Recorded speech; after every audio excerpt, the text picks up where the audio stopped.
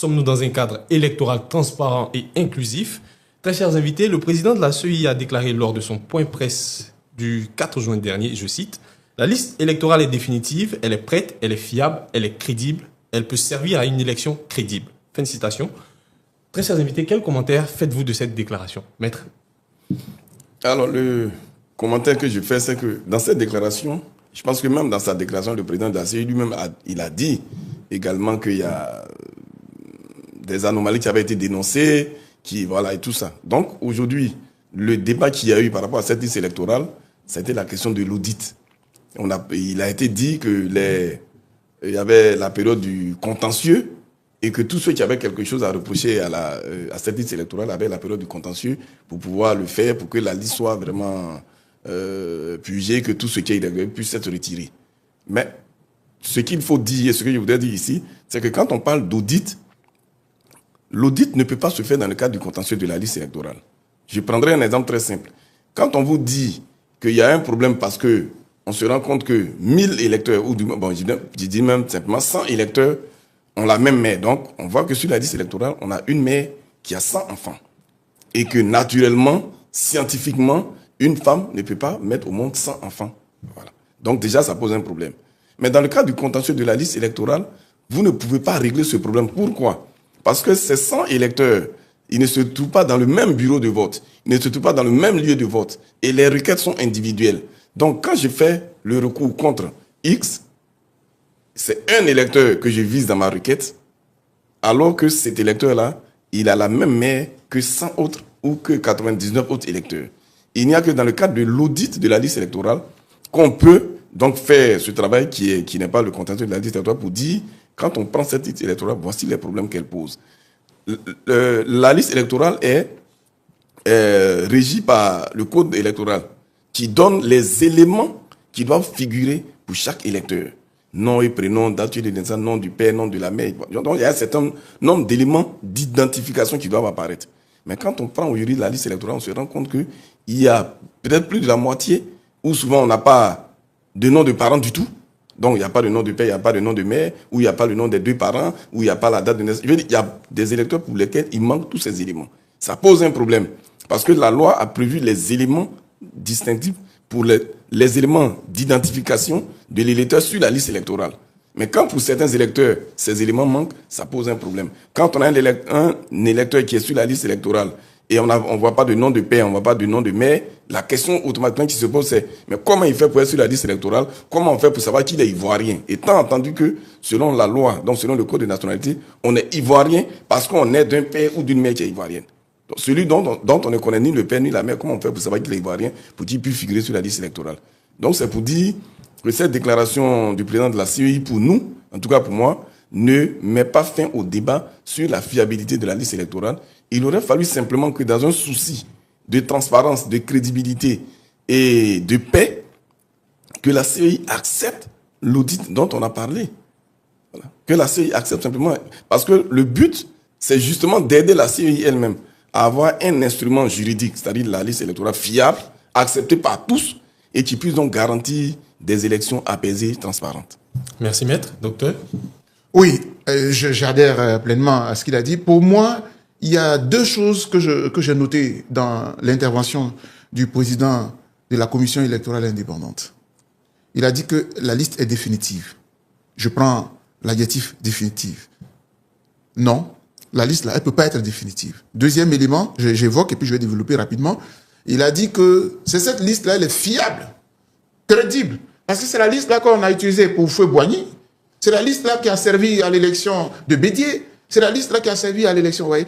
C'est-à-dire qu'on veut tromper le monde entier. Moi, je voudrais dire vraiment à ce frère et ami d'arrêter d'insulter notre conscience. On est tous allés à l'école. Lorsqu'on est magistrat, non, il faut arrêter un peu. Il ne faut pas insulter les Ivoiriens. Cette liste électorale-là, elle n'est pas définitive. Parce que la CEI nous doit une révision de la liste électorale avant l'élection. C'est le code électoral qui le dit. Et le fait de ruser, c'est ce que j'appelle la ruse. Il dit, non, mais l'article 12 me dit que je dois faire, mais c'est moi qui décide quand je vais le faire. Donc, moi, je décide de le faire après l'élection. C'est du mépris. Nous, je le dis, mais attends, c'est nous qui décidons, en fait. Hein. la loi là. On est en année électorale, on a une élection présidentielle capitale pour notre pays, et toi tu décides de ne pas prendre tous ces citoyens qui ont eu les 18 ans là, qui sont là, ne pas les intégrer. Mais tout ça, on le fait pourquoi? À cause de M. Tidiane Thiam. Et c'est pour ça que je suis révolté. C'est pas à cause de M. Tidiane Thiam que vous allez empêcher tous ces jeunes Ivoiriens là d'être sur la liste électorale, bon sang. Pourquoi vous faites ça? Pourquoi vous faites ça? Et ça, je ne peux pas l'accepter. Donc, première condition, la liste n'est pas définitive tant qu'on n'a pas la RLE avant l'élection présidentielle. Deuxième élément, mon ami Maître Suibi nous dit, oui, la question de l'audit. Mais vous savez comment eux-mêmes, ils auraient dû être un peu fins et on aurait contourné même la question de l'audit. C'est que les différents partis politiques et la société civile ont fait des observations globales sur la liste électorale. Je ne veux pas revenir sur les travaux de Maître Blessy, les travaux de Maître Abiba Touré du côté de PPACI, etc. Des gens ont travaillé là-dessus techniquement. Très bien. Ils avaient ces observations-là. Parce que ce qui s'est passé, les Ivoiriens le savent. Il y a eu ce qu'on appelait à l'époque les audiences foraines, en vue de l'élection de 2010. Et les audiences foraines, là, c'est que l'État bloque une partie, une période, on va dans les villages, on prend. C'est comme ça qu'il y a des mamans qui ont 100 enfants, là. C'est comme cela. C'est comme ça qu'il y en a qui n'ont même pas de papa ni de maman sur la liste électorale. Aujourd'hui, non, remplissons seulement, après on va voir. Et des amis, des compatriotes ivoiriens, au nom de la transparence de l'élection, ont fait un travail scientifique. Ce que la CEI aurait pu faire, pour éviter la question de l'audit, si vous voulez techniquement parlant, c'était d'accepter de recevoir ces observations-là.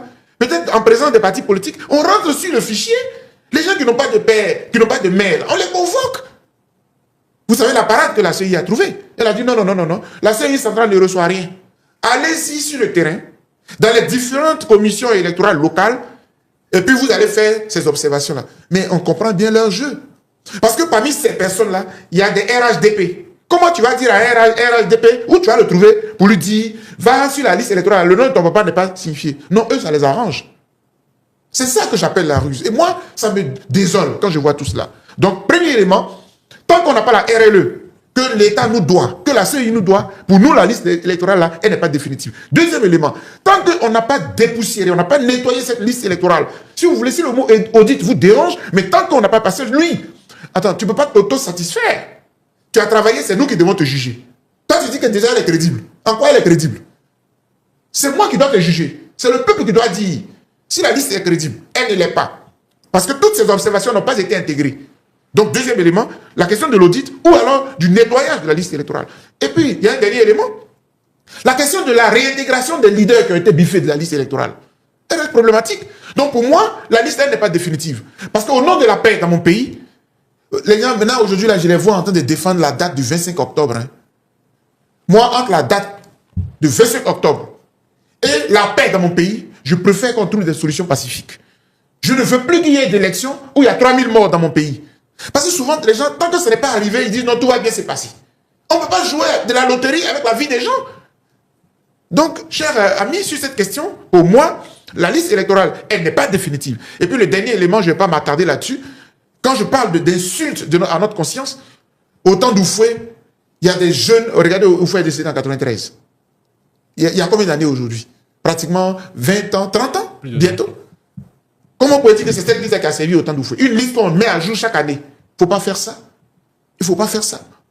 Je pense qu'ils veulent faire ça dans un jeu pour faire croire à la communauté internationale que l'opposition, elle invente des choses, tout va bien. Tout ne va pas bien. Et pour terminer, je voudrais dire aux uns et aux autres, oui, il y a les lois. Nous sommes d'accord parce qu'on est dans un état de droit, on est d'accord.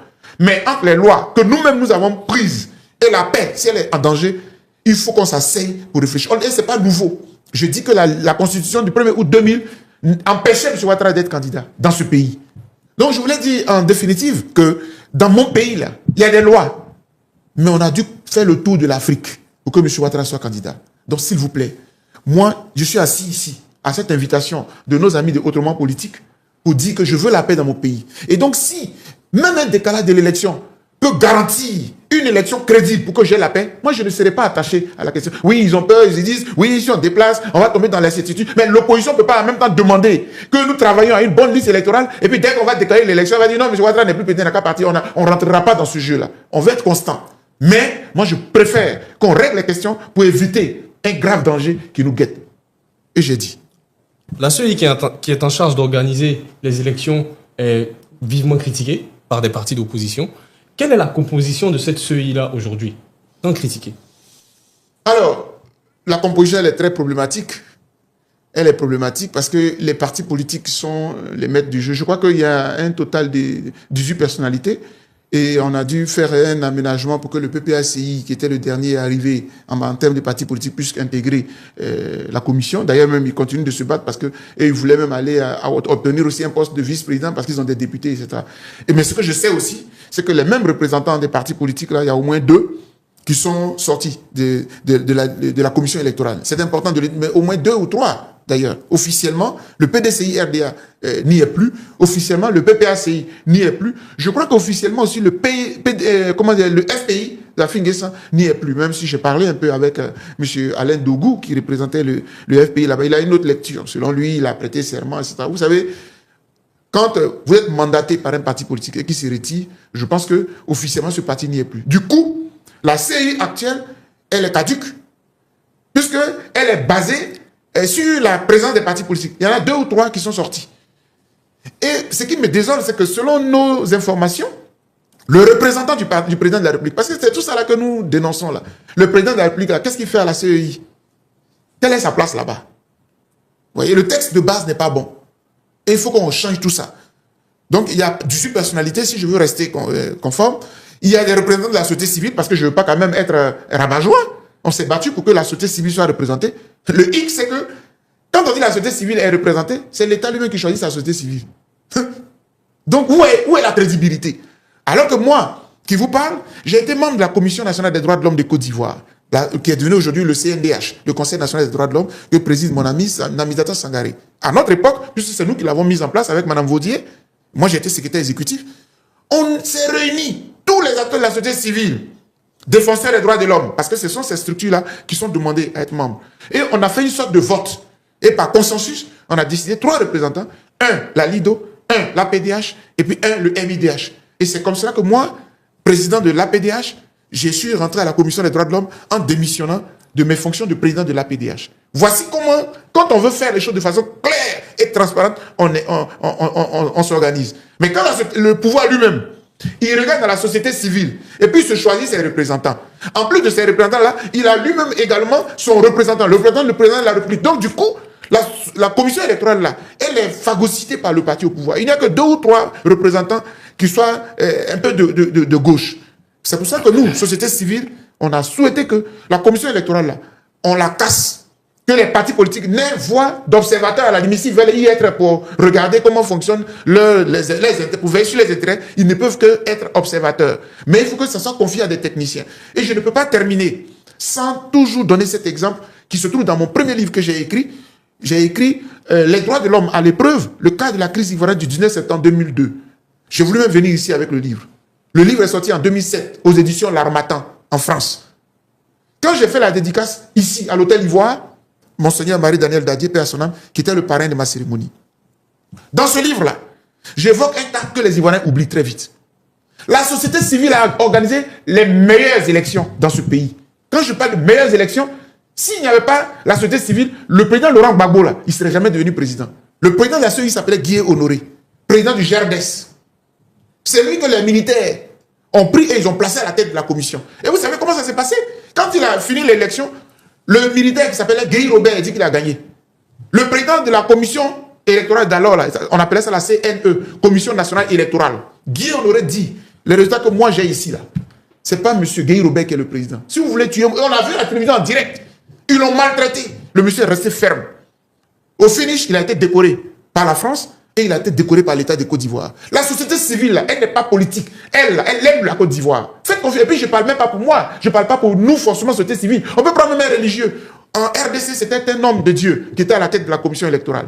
Donc, vous voyez, il y a des gens en Côte d'Ivoire ici, là, qui sont là pour la vérité. On peut trouver. On peut même faire, si vous voulez, un appel à candidature.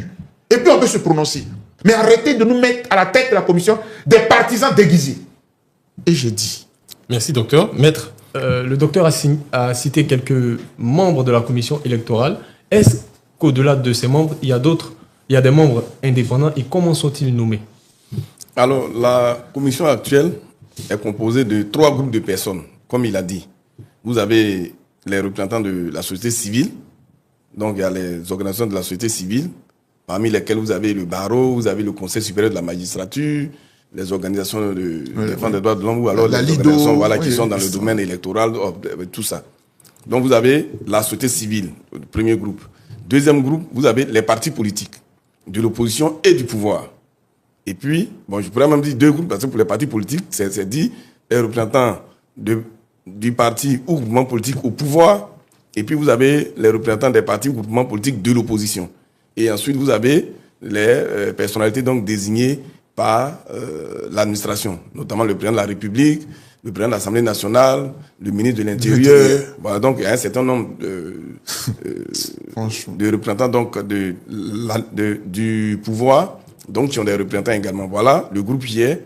Voilà comment sont désignés les membres de la CEI. Ce sont des propositions qui sont faites par ces organisations-là. Et ensuite, il y a un décret qui est pris par le président de la République donc, pour nommer les membres. Là où le problème se pose, je vous ai déjà dit, par rapport à ce que le docteur Bouga a dit, en 2020, lorsqu'il y avait la réflexion, il devait y avoir le dialogue politique justement sur cette question de CEI, l'ensemble de l'opposition avait réfléchi.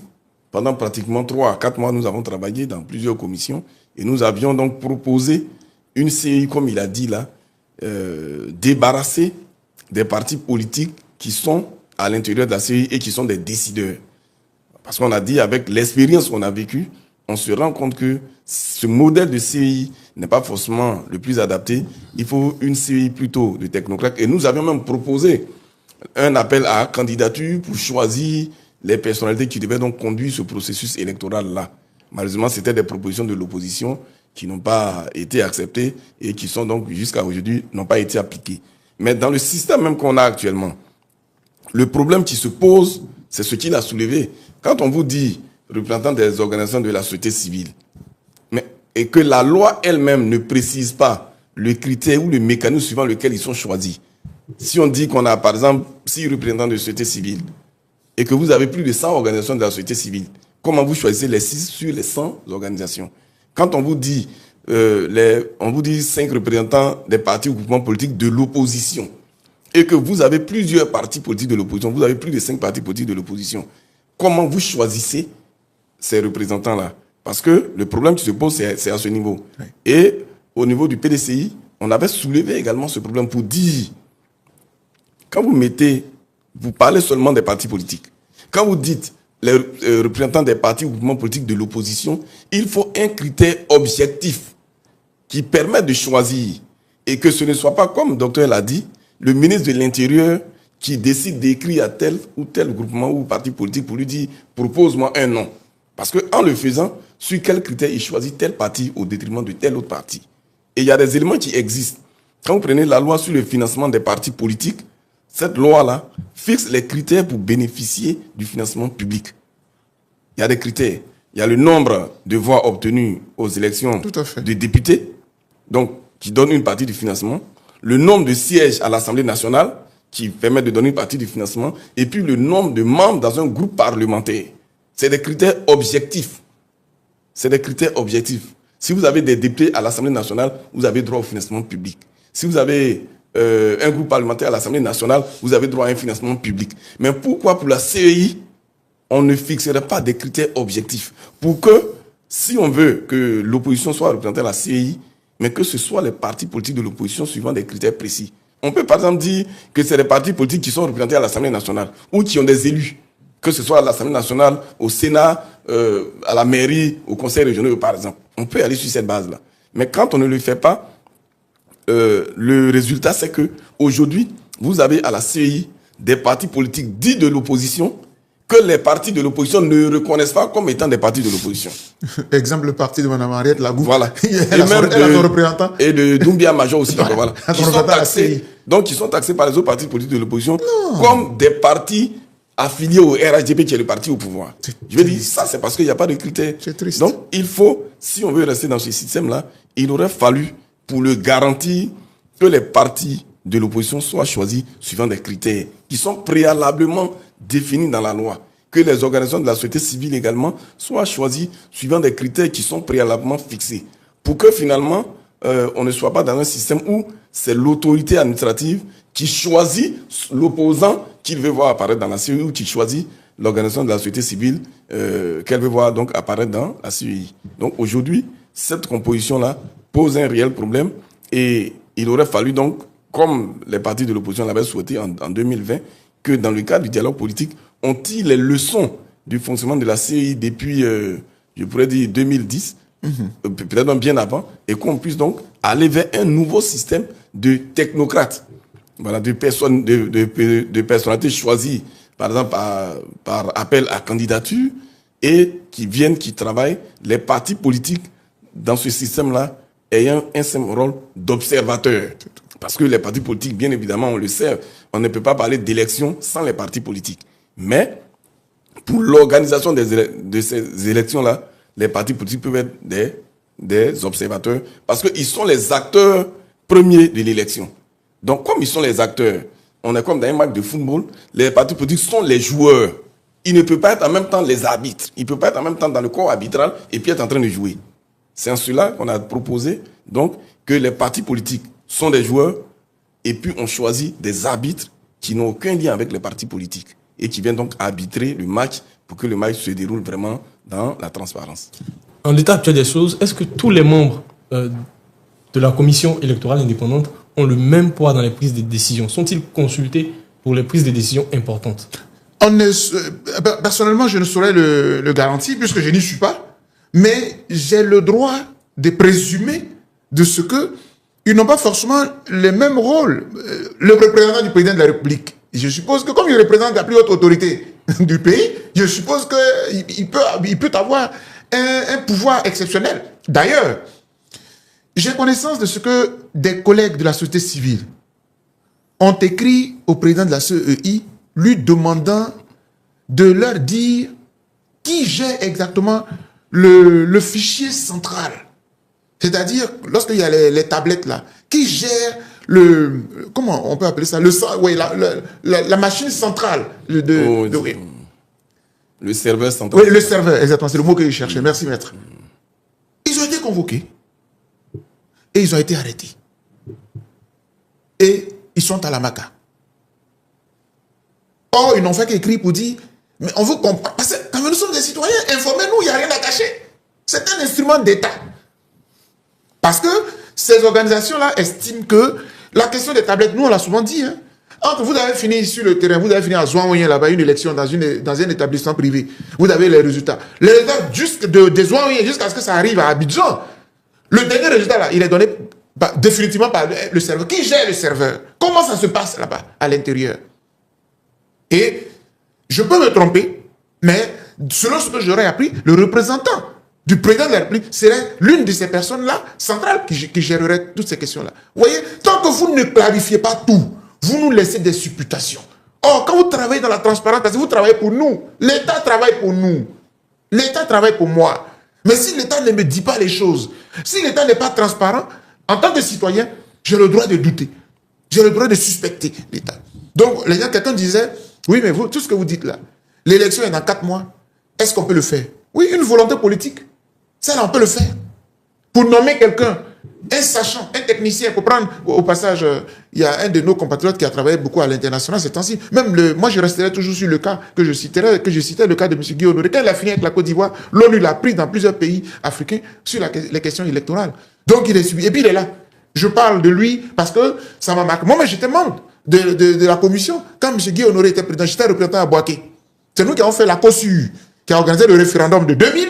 Et puis après, il y a eu la CNE qui a organisé les élections. Donc, cher ami, c'est faisable. Pour répondre en chutant sur votre question, c'est que on doute fort, puisqu'on ne sait rien du tout, on doute fort que tous les membres aient le même pouvoir à l'intérieur de la CEI. J'ai une amie là-bas, je lui fais un clin d'œil au passage, Mme Yolibi, qui a été présidente du WANEP. On a beaucoup travaillé au sein de la société civile. On se connaît pratiquement, hein, comme madame, j'ai parlé tout à l'heure de la présidente du CNDH, madame Namizata. On est tous de la même époque, de la même génération. On a beaucoup travaillé dans la société civile. On veut servir notre pays, mais dans la transparence et dans la clarté. Merci, docteur. Maître, le docteur a cité un exemple. Un autre cas similaire, celui de M. Goyi Ugarno, dont l'issue était différente. Est-ce que vous êtes au courant de cette affaire? Oui, j'ai suivi cette affaire, déjà même lors de la saisine, c'est-à-dire quand il a commencé les démarches. Et je pense que tout cela est parti du fait que depuis 2024 déjà, nous avions entendu le président de la CEI parler de la révision de la liste électorale qui ne se ferait pas en 2025. Et les partis politiques de l'opposition notamment ont commencé à demander cette RLE en disant que c'est une exigence légale. La loi prévoit la révision de la liste électorale chaque année. Donc la CEI ne peut pas décider de ne pas le faire parce que ce serait une position qui est contraire à la loi. Et puis on a découvert par la suite, lors de la présentation du budget, que dans le budget de l'État de Côte d'Ivoire pour l'année 2025, des fonds avaient été mis à la disposition de la CEI pour la révision de la liste électorale. Donc il y a cette organisation-là qui a dit, mais il y a un problème. Le président de la CEI nous dit à longueur de journée qu'il n'y aura pas de révision de liste électorale en 2025. Et en même temps, l'État de Côte d'Ivoire lui a lu un budget pour la révision de la liste électorale en 2025. Donc il demande à la CEI de lui mettre à disposition les informations, les documents pour savoir à quoi ont servi ces fonds s'il n'y a pas eu de RLE en 2025 ou s'il n'y aura pas de RLE en 2025. La CEI n'a pas voulu lui donner ces informations en disant que ces informations-là sont disponibles, sont à la disposition de toutes les institutions. Et puis finalement, il a saisi donc la commission qui a tranché en sa faveur en disant que la CEI doit lui mettre à disposition ces informations-là. Voilà. Donc quand on regarde cet exemple, l'issue est totalement en contradiction avec l'exemple que le docteur a donné tout à l'heure. Et la décision qui a été prise donc par la commission d'accès aux informations publiques, c'est une décision qui est juste. Parce que les partis de l'opposition l'ont toujours dit, quand on demande une RLE, ce n'est pas pour faire plaisir à quelqu'un. Ce n'est pas pour favoriser quelqu'un. C'est juste demander que la loi soit appliquée. C'est le code électoral, c'est la loi électorale qui prévoit la révision de la liste électorale chaque année. Et moi, j'ai entendu une fois le président de la CEI dire que c'est vrai, la loi prévoit la révision annuelle de la liste électorale, mais que le juge applique la loi selon son intime conviction et que lui, au niveau de la CEI, ils ont estimé que même si c'est ce qui est prévu, mais ils ont décidé de le faire, par exemple, 2 fois sur 3 ans. Mais quand il le dit, c'est grave. Parce que la CEI n'est pas une juridiction. Non. La CEI, c'est pas un juge. Non. Même si le président de la CEI a une formation de magistrat, mais il n'est pas là en tant que juge. La CEI n'est pas devenue une juridiction. Elle applique la loi. Elle applique la loi sans chercher des arguments et autres. Et puis quand on entend également dire qu'on ne peut pas faire la révision de liste électorale en 2025 parce qu'on est à quelques mois de l'élection présidentielle et que ça va compromettre des choses, cet argument aurait pu, entre griffes, tenir un peu si c'était la première fois que la CEI ne faisait pas la révision de la liste électorale. Voilà. Or, ce n'est pas la première fois. Donc, les autres années, les années antérieures où la CEI n'a pas fait la révision annuelle de la liste électorale, quel était l'argument? Donc, l'argument qu'on nous sort aujourd'hui, ce n'est pas un argument qui est opérant parce que l'année 2025 a commencé depuis le 1er janvier. Et quand on sait qu'il y a une obligation de faire la révision de la liste électorale chaque année, c'est dès le 1er janvier qu'il faut prendre les dispositions en sachant qu'on est en année électorale et que le 25 octobre, on ira à une élection présidentielle. Donc, c'est dès le début qu'il faut prendre les dispositions pour respecter la loi. C'est-à-dire qu'on ne peut pas jouer avec la loi. On ne peut pas adapter et tout ça. Et quand on nous dit qu'on peut le faire à tout moment, le docteur l'a dit tout à l'heure, et c'est d'autant plus vrai. Pourquoi on fait la révision de la liste électorale? C'est pour permettre aux citoyens qui remplissent désormais les conditions, notamment d'âge, de pouvoir s'inscrire pour participer à une élection. Mais l'élection la plus importante dans un pays, notamment en Côte d'Ivoire où c'est le régime présidentiel, c'est l'élection du président de la République. Il n'y a pas une élection plus importante que celle-là. Et cette élection est prévue en octobre 2025. Et la CEI nous dit, on va faire la révision après. Mais à quelle fin? À quelle fin? Si le but de la révision de la liste électorale, c'est de permettre à la majorité de citoyens de pouvoir participer au choix de celui qui va présider aux destinées du pays, mais il faut permettre à ceux qui remplissent les conditions en 2025 de pouvoir s'inscrire sur la liste électorale. Quand vous le faites après octobre 2025, vous allez prendre des électeurs, mais pourquoi? Alors que l'élection la plus importante aura déjà eu lieu. Donc pour nous, l'argument de dire qu'on ne peut pas faire la révision parce qu'on est à quelques mois de l'élection présidentielle ne tient pas. Parce que les autres années, pourquoi on n'a pas fait la révision annuelle? La révision annuelle de la liste électorale est un droit pour les citoyens. Et c'est un devoir, c'est une obligation pour la CEI. La CEI fonctionne conformément à la loi. Donc autant on nous dit que l'élection présidentielle doit se tenir à la date prévue par la Constitution, mais en même temps, c'est également une loi qui impose de faire la révision de la liste électorale chaque année. En 2025, il faut qu'il y ait une révision de la liste électorale pour que la CEI même soit conforme à la loi. Si elle ne le fait pas, elle serait en train de violer la loi et ça veut dire, et cette violation de la loi-là donc va impacter négativement toute son action. Un autre point problématique dans ce processus électoral en cours, c'est la question du parrainage qui fait débat. Qu'est-ce que vous pensez de ce sujet aujourd'hui qui est sur toutes les lèvres? Alors, le parrainage a déjà été expérimenté lors de l'élection présidentielle de 2020.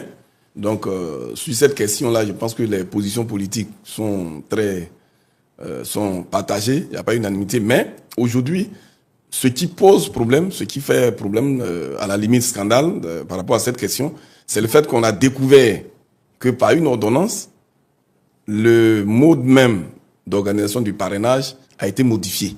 Alors que nous sommes à moins de 6 mois de l'élection présidentielle et qu'il y a le protocole de la CEDEAO sur les élections qui interdit de prendre quelques mesures, que ce soit en matière électorale, à moins de 6 mois des élections. Donc, ce qu'on ne comprend pas, c'est qu'est-ce qui a pu justifier ce changement donc dans l'organisation du parrainage pour que, à moins de 6 mois de l'élection présidentielle, le président de la République ait pu prendre une ordonnance pour modifier l'organisation du parrainage. Pourquoi n'avoir pas conservé le système qui a servi en 2020? Quelle était l'urgence? C'est une ordonnance. Si ça avait été un projet de loi débattu à l'Assemblée nationale, peut-être qu'on aurait compris les motivations de ce changement-là. Mais dans tous les cas, ce changement qui se fait à moins de 6 mois des élections est une violation même du protocole de la CEDEAO. Merci maître, docteur. Oui, moi, 2 petites observations sur cette question de parrainage. D'abord, je ne sais même pas d'où ça vient, mais je sais au moins que c'est une idée que M. Ouattara a voulu, qu'on intègre en Côte d'Ivoire. C'est son idée. Bon, l'Assemblée nationale a validé cette question du parrainage. Ma préoccupation, et ça c'est le défenseur des droits de l'homme qui s'inquiète, parce que la question du parrainage là, est-ce que le contexte est favorable? Est-ce que c'était bon de le faire maintenant? Un pays qui sort de guerre où les gens étaient stratifiés, venir, je suis RHDP, je viens chez vous et je cherche des parrainages. Le monsieur doit savoir, est-ce qu'il est d'accord? C'est-à-dire que les gens ont peur de dire leur bord politique. Parce que la question du parrainage, là, c'est à cela que ça arrive finalement. Pour parrainer quelqu'un, il faut être de son bord, peut-être, et tout ça. Moi, je pense que la Côte d'Ivoire qui sort de guerre, une période où le Nord et le Sud ont été divisés et tout ça, je pense que ce n'est pas à propos. C'est vrai, on a envie de dire, il faut crédibiliser la fonction présidentielle, n'importe qui ne peut pas se lever, mais peut-être qu'il fallait attendre un peu. Parce que notre pays, la question de la nationalité est encore intervenue dans cette élection-ci, hein, où on dit qu'un tel n'est pas ivoirien, un tel est ceci, étranger, on a encore entendu ça, des choses qu'on ne devrait plus entendre. Et c'est venu même d'un haut membre du gouvernement. Un membre du gouvernement qui a sorti cela. Ce gouvernement dont le premier responsable, le président de ce pays a souffert de cela. On vient encore remettre ça sur la table. C'est pour ça que pour moi, la question du parrainage, c'était un peu risqué. Mais bon, quand cela ne tienne, comme c'est déjà acté, expérimenté en 2020, on peut y aller. Toutefois, ce que dit maître est tout à fait juste. Parce que la CEDEAO nous a servi une ordonnance qui dit que c'est la même chose pour la Constitution. Il ne faut pas la modifier à 6 mois de l'élection. Sinon, c'est pour pouvoir le maintenir. C'est la même ordonnance-là qui dit que tout ce qui concerne l'élection, n'y touchez pas 6 mois avant l'élection. Mais en Côte d'Ivoire, on s'en fout en fait. Un dernier message à l'endroit des téléspectateurs avant de clore cette émission, docteur. Écoutez, moi je voudrais d'abord dire merci. Un grand merci à Autrement Politique. Parce que bon... Ça, je pense que de plus en plus vous participez à la liberté d'expression, etc. Donc moi je suis venu et je joue le jeu également. Je vous remercie pour cela. Et puis je voudrais vraiment lancer un appel à nos dirigeants, à la classe politique tout entière. Nous avons besoin de paix. C'est vrai que pour nous qui sommes de la société civile, on nous accuse d'être plutôt du côté de l'opposition plus que du pouvoir. Moi je suis dans mon rôle, hein. Je suis défenseur des droits de l'homme. Dans ce que j'ai étudié là, le premier violateur des droits de l'homme c'est l'État. Parce que c'est à l'État de garantir les droits de l'homme. C'est à l'État de me donner les droits de l'homme. Malheureusement, c'est lui-même État qui les viole. C'est comme ça que le mot violation des droits de l'homme là met toujours en cause dans tous les pays du monde l'État. C'est pour ça que j'accuse, je critique souvent l'État. Mais en critiquant, je fais des propositions. Et ma proposition finale aujourd'hui, c'est que mon pays, là, je veux la paix. Pour que j'ai la paix, l'élection du président de la République, là, je voudrais que tous les candidats soient sur la liste pour que nous puissions choisir. Et ça, là, le président Ouattara peut nous donner ça aussi. Et j'ai dit. Maître? Alors moi, je voudrais vraiment insister sur l'importance de la transparence des élections, à laquelle vraiment tout le monde participe dans la paix. Tout à l'heure, le docteur l'a dit, il a rappelé toutes les crises que nous avons connues, tous les morts qu'on a eu par rapport aux élections. Alors que l'élection ne devait pas être une occasion de crise, ne devait pas être un moment où des citoyens perdent la vie. Parce qu'il s'agit simplement de choisir les dirigeants, de choisir la personne à qui on veut confier la destinée de la Côte d'Ivoire. On entend souvent les animateurs du parti au pouvoir, les acteurs du parti au pouvoir dire, et ce matin même j'ai vu une vidéo du ministre Touré Madou, qui est le porte-parole adjoint du gouvernement, dit que le RHDP, c'est le principal, c'est le plus grand parti, ils ont le plus grand nombre de députés, de maires, de régions et tout ça. Il a même fait un bilan des dernières élections en disant que le RHDP avait eu, sur 3000 voix environ, avait eu 1700 voix. Le PDC, il y en a eu à peine 400 000. Le PPAC, je crois, 170 voix. Je veux dire, en le disant, il veut montrer la suprématie, l'écrasante domination du RHDP. Mais dans ces conditions-là, qu'est-ce que ça leur coûterait d'aller à une élection avec tous ces acteurs qui sont minoritaires, tous ces acteurs qu'ils pourraient battre facilement? Parce que quand on parle d'élection inclusive, c'est ça aussi la démocratie. C'est de permettre aux leaders de l'opposition connus de pouvoir être candidats à l'élection présidentielle. Et que ce soit le peuple qui choisisse qui doit être président ou pas. C'est le peuple qui doit choisir. On ne peut pas choisir les candidats des partis politiques à leur place. Parce qu'on entend dire, par exemple, on fait le reproche que ce soit le PDC ou le PPAC, il faut un plan B. Mais je veux dire, c'est à chaque parti politique de choisir son candidat. Et c'est aux Ivoiriens de choisir le président de la République. Mais qu'on soit aujourd'hui dans un pays en Côte d'Ivoire où tous les principaux leaders de l'opposition ne sont pas sur la liste électorale, je me demande pourquoi ça ne choque pas certains. Tous les principaux leaders de l'opposition. Laurent Gbagbo, ancien président de ce pays, qui pendant qu'il est en procès à La Haye, procès où il a été envoyé par la Côte d'Ivoire, par la juridiction de l'État de Côte d'Ivoire, pendant qu'il est à la CPI, on lui fait un autre procès dans son dos à Abidjan, et le résultat de ce procès, il n'est plus sur la liste électorale. La Cour africaine des droits de l'homme a fait injonction à l'État de Côte d'Ivoire de le remettre sur la liste électorale. Ça n'a pas été le cas. Aujourd'hui, on se retrouve dans une situation où il n'est pas sur la liste électorale. Tidjane Thiam, qui est le président du PDCRD, principal parti d'opposition, n'est pas sur la liste électorale. Guillaume Soro, qui a été président de l'Assemblée nationale, qui a été premier ministre de ce pays, président de l'Assemblée nationale, n'est pas sur la liste électorale. On a Charles Blé Goudé, on a même le maire Akossi Benjo. Et je veux dire, comment comprendre que c'est un truc normal que les principaux leaders de l'opposition ne sont pas sur la liste électorale et on pense pouvoir aller à des élections transparentes, inclusives, démocratiques dans ces conditions-là. C'est grave. Et je pense qu'il n'est pas encore trop tard. On a encore dans le délai pour faire cette liste électorale. Parce que je voudrais rappeler qu'en 2020, la révision de la liste électorale a eu lieu du 10 au 24 juin. Alors que l'élection présidentielle était prévue en octobre 2020. On l'a fait. Et on peut encore le faire. C'est les hommes qui organisent le système. C'est les hommes qui organisent la RLE. On peut le faire en tenant compte de ce délai-là. Et en même temps, comme il a dit aussi, les délais, ok. Mais les délais-là ne sont pas plus importants que la vie humaine.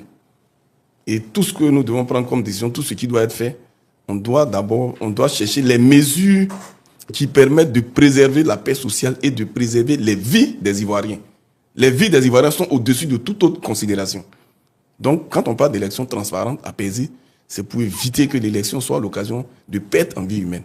Donc, je voudrais vraiment en appeler à tous et surtout à ceux qui conduisent le processus électoral aujourd'hui, la CEI, le gouvernement, pour que tout soit mis en œuvre. Il est encore temps de prendre les dispositions qu'il faut pour qu'on aille à une élection transparente. Et je voudrais, pour finir, rappeler, lors de la remise du prix Houphouët-Boigny pour la recherche de la paix, j'ai entendu le président Ouattara dire que des dispositions seront prises pour qu'on ait une élection paisible, inclusive, transparente et autres. Il n'est pas encore tard pour que ces dispositions-là soient prises pour préserver vraiment la paix en Côte d'Ivoire.